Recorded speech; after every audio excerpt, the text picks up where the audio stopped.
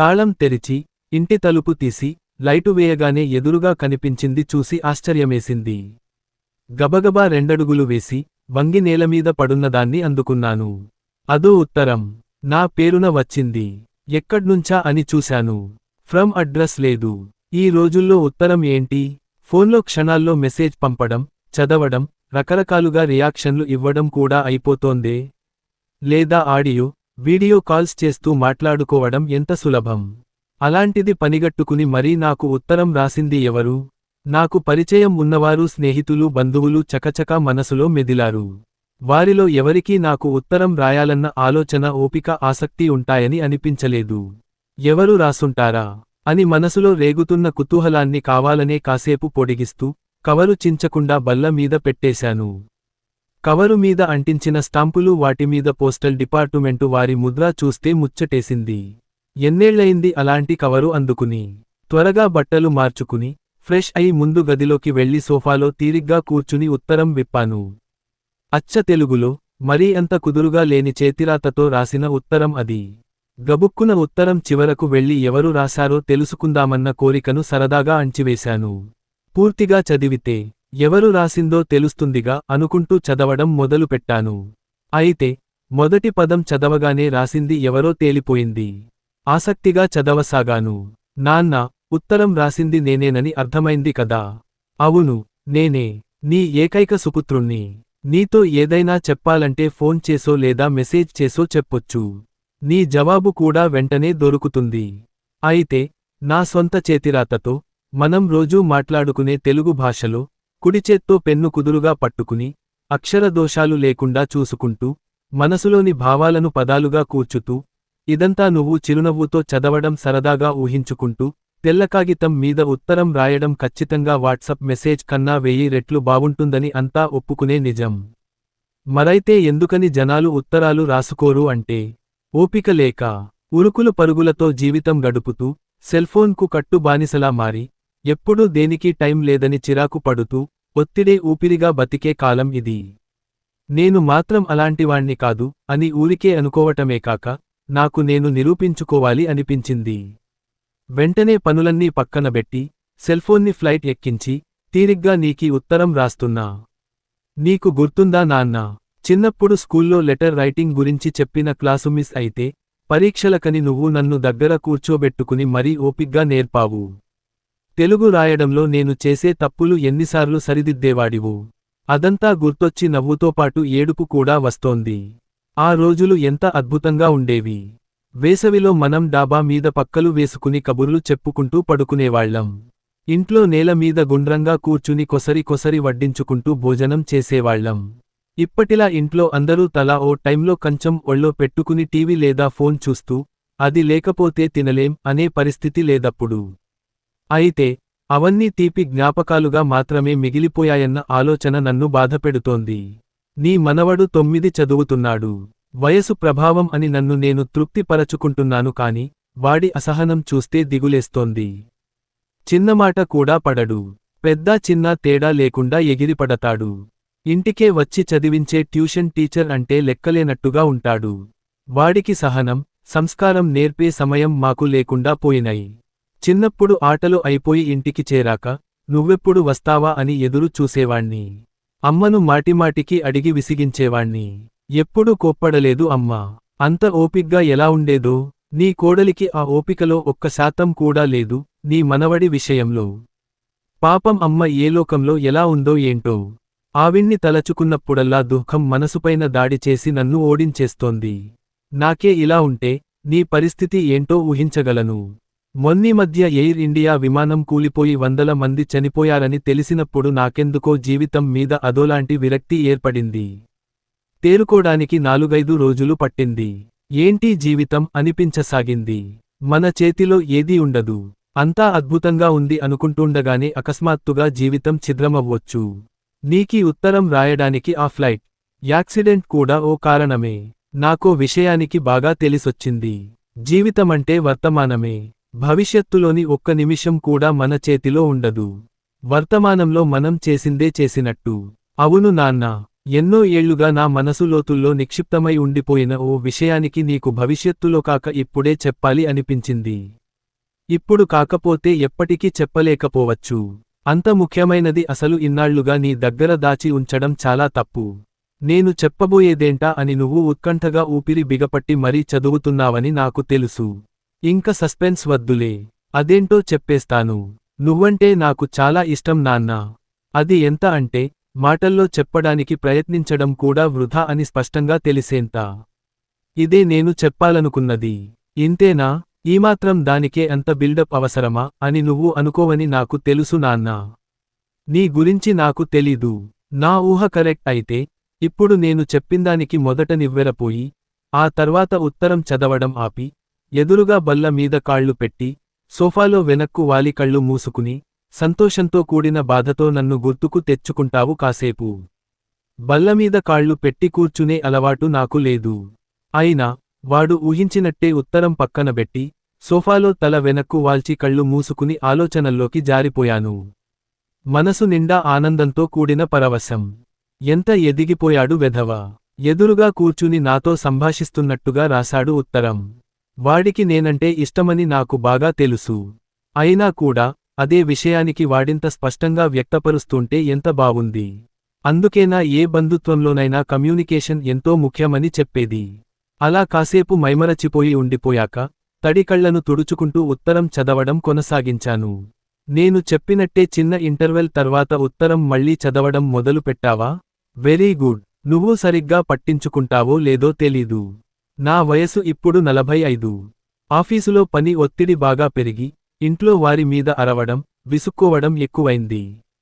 అది తప్పని తెలుస్తూనే ఉంటుంది కానీ ఏమీ చేయలేకపోవడం కూడా బాగా తెలుస్తోంది. ఆవేశం తగ్గాక వచ్చే సరైన ఆలోచనలు నన్ను అపరాధ భావంతో బాధపెడుతున్నాయి.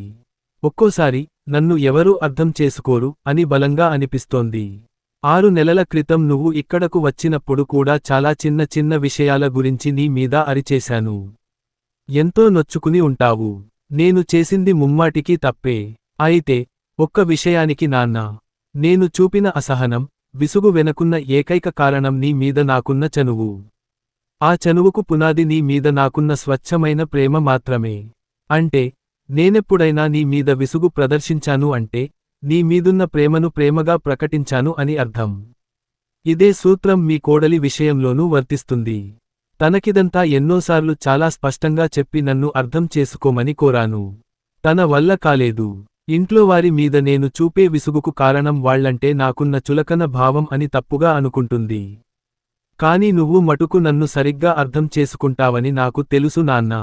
అలా అని నేను చేసింది మంచిపనే అని సమర్థించుకోవటం లేదు. నేను చేసిన తప్పులో కూడా నా ప్రేమ కనబడుతోంది చూడమని చెబుతున్నాను. అలా చూడగలిగితే ఇంట్లోవారి తప్పుల్ని పట్టించుకోకుండా ఉండటం లేదా క్షమించడం తేలికవుతుంది. నిజానికి నీకు నా మీదున్న అధికారానికి నువ్వు కూడా గొంతు పెంచి నన్ను కోపంగా తిట్టి నేను చేసేది తప్పు అని అప్పటికప్పుడు చెప్పి ఉండొచ్చు. అలా జరిగి ఉంటే నాకు చాలా సంతోషంగా ఉండేదేమో. నా విసుగును నువ్వు మౌనంగా భరించడమే నాకు భరించలేనిదిలా తయారైంది. సరే, ఇంతకీ ఈ ఉత్తరం ఇదంతా చెబుతున్నది ఎందుకనుకున్నావ్? నిన్నో కోరిక కోరడానికి. నువ్వు కాదంటావన్న అభిప్రాయంతోనే ఇంత వివరమైన ఉపోద్ఘాతం రాయాల్సి వచ్చింది. ఏమిటా కోరిక అని నువ్వు ఆశ్చర్యంలోంచి తేరుకునేలోపు చెప్పేస్తాను. నువ్వా ఊరొదిలి మా దగ్గరే ఉండిపోడానికి వచ్చేయ్ నాన్న, ఇదే నా కోరిక. నేనిక్కడ సిటీలో ఉండాల్సిన ఆర్థిక అవసరం మనకు లేకపోతే ఏది ఏమైనా సరే మేమంతా అక్కడికే వచ్చి నీతోనే ఉండిపోయేవాళ్లం. నీకెన్నోసార్లు చెప్పానీ విషయానికి. మనమంతా కలిసి ఒకే చోట ఒకే ఇంట్లో ఉంటే ఎంత బావుంటుంది అన్న ఊహకే నా మనసు పులకరిస్తోంది. నీకు అక్కడే బావుంటుంది అని నాకు తెలుసు. కాని అందుకు గల కారణాలే నాకు కొరుకుడు పడవు. నీకు నచ్చేది అక్కడి ఇల్లు, స్నేహితులు, వాతావరణం కావొచ్చు. అయితే అవి మన ఆప్యాయత, అనుబంధం కన్నా ఎక్కువా? మనం ఒకరినొకరం కనిపెట్టుకుని ఉంటూ సరదాగా ప్రేమగా గడిపే జీవితం కన్నా నీకవి ఎక్కువా నాన్నా? మీ పనుల్లో మీరుంటే అక్కడ నాకేమి తోస్తుంది అంటావా? మనం ప్రతిరోజూ తీరిగ్గా కూర్చుని కబుర్లు చెప్పుకోనవసరం లేదు. స్వచ్ఛమైన ఆత్మీయతతో కూడిన కుటుంబ సభ్యుల ఉనికి మనకు చాలదు? మాట్లాడుకుంటేనే పట్టించుకున్నట్టా? కాదు కదా. అమ్మ జీవించి ఉండగా విషయానికి వేరు. అప్పుడు మీ ఇద్దరూ ఒకరికొకరు తోడున్నారన్న తృప్తి నాకుండేది. ఇప్పుడు నువ్వలా ఒంటరిగా, మాకు దూరంగా ఉండటం సరికాదు. ఇక్కడకు వచ్చేసి 2-3 నెలలకోసారి అక్కడకు వెళ్లి స్నేహితులని కలసి కొద్ది రోజులు గడిపి రావొచ్చు. అక్కడ మన ఇల్లు ఎవరికీ ఇవ్వకుండా నీకోసమే ఉంచేద్దాం. ఇక్కడ మన ఇంట్లో నీకో గది కేటాయిస్తామని చెప్పా కదా. ఇక్కడే ఉండి చక్కటి ఆరోగ్యవంతమైన దినచర్య అలవాటు చేసుకో. ఉదయాన్నే మేమంతా వాకింగ్కు వెళ్తాం, ఫోన్ తీసుకెళ్లకుండా. నువ్వు కూడా మాతోపాటు వస్తే ఎంత బావుంటుంది. ఆలోచించు. ఇంట్లో వారితో సరదాగా నడుస్తూ, ఫోన్ కాల్స్, మెసేజ్లకు దూరంగా, కబుర్లు చెప్పుకుంటూ, ఒకరితో ఒకరు నడవటంలో పోటీ పడుతూ, నగరంలోని వేకువజాము అందాలను వీక్షిస్తూ. ఇంతకు మించిన ఆనందం ఇంకేమైనా ఉంటుందా అని ఆలోచించటం కూడా అవసరం కదూ. సొంత ఊళ్ళోనే ఉండగలగడం నిజంగా అదృష్టమే, కాదని ఎవరూ అనరు. అలాంటి అదృష్టం నువ్వు ఎన్నో ఏళ్లు అనుభవించావు. ఇక ఇప్పుడు మాతో ఉండిపో నాన్నా. ఎందుకంటే సొంత ఊళ్ళో ఉండటం కన్నా తల్లిదండ్రులతో కలిసి ఉండటమే నిజమైన అదృష్టం. అలాంటి అదృష్టాన్ని నువ్వు మాకు ఇకమీదటనైనా కలిగించవు. గతంలోలా నేల మీద హాయిగా బాసింపట్టు వేసుకుని కూర్చోవడం కుదరకపోయినా, డైనింగ్ టేబుల్ మీద ఫోన్, టీవీలకు దూరంగా, కబుర్లు చెప్పుకుంటూ నీతో కలిసి భోజనం చేయాలని ఉంది ప్రతిరోజూ. నీ మనవణ్ణి నువ్వు తేలిగ్గా దారిలో పెట్టగలవు. చిన్నప్పుడు నాకు నేర్పినట్టే వాడికి కూడా మంచి బుద్ధులు నేర్పి సరైన మార్గం చూపవా నాన్నా. ఈ విషయంలో నువ్వు కాక నాకింకెవరైనా సాయపడగలరా? ఇక్కడ సాయం అన్న పదం సరైనదేనా? మనసు పెట్టి ఆలోచించు. అమ్మ మనతో లేదనే ఆవేదన లోటు మనమిద్దరం తప్ప ఇంకెవరైనా పంచుకోగలరా? ఈ పని మనం ఫోన్లో చేయగలమా చెప్పు. మనమిద్దరం ఒకరికొకరం తోడుగా ఉండొద్దు. పని ఒత్తిడివల్లో లేక మరో కారణం వల్లో మీ కోడలికి నాకు మనస్పర్ధలు వస్తే, నువ్వు మాకో పెద్ద దిక్కుగా ఉండి ఇద్దరికీ సర్ది చెప్పొచ్చు కదా. నువ్వంటే తనకి ఎంతో గౌరవం. ఆఫీసు విషయాలు ఇంటికి తెచ్చి మనసు పాడు చేసుకోవడం మంచిది కాదు అని తెలుసు కాని, దాన్ని పాటించడానికి కావాల్సిన ప్రేరణ లేదేమో అనిపిస్తుంది. నువ్వు కూడా ఇక్కడే మాతోపాటు ఉంటే, నేను ఖచ్చితంగా మారతాను అని నా నమ్మకం. నువ్వు మాతోనే ఉండిపోవటం కన్నా గొప్ప ప్రేరణేది నాకు తెలిసి లేదు. మా అందరికీ దూరమై ఎందుకొచ్చిన ఒంటరి జీవితం నాన్నా నీకు? అర్జెంటుగా ఇక్కడకు వచ్చేయ్. చెప్పడం మరిచాను. నీలాగే రైల్వేలో పనిచేసి రిటైర్ అయిన ఓ పెద్దమనిషి మా ఇంటి పక్కనే ఉంటాడు. నీకు మంచి కాలక్షేపం. ఇక ముగిస్తాను. ఇంత పెద్ద ఉత్తరానికి జవాబు ఏమివ్వాలా అని ఎక్కువగా ఆలోచించకు. రేయ్, వచ్చేస్తున్నాను అన్న చిన్న జవాబు చాలు. ఇది తప్ప ఇంకేది రాసినా, చెప్పినా నీకు ఇంకో ఉత్తరం రాయాల్సి ఉంటుంది జాగ్రత్త. ఉంటాను మరి.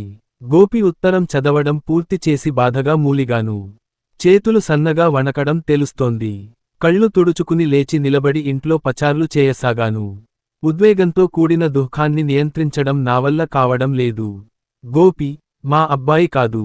రాసింది కూడా నాక్కాదు. పక్క వీధిలో ఉండే రైల్వేలో పనిచేసి రిటైర్ అయిన ఓ పెద్దాయనకి వాళ్ల అబ్బాయి చెప్పిన ఉత్తరం అది.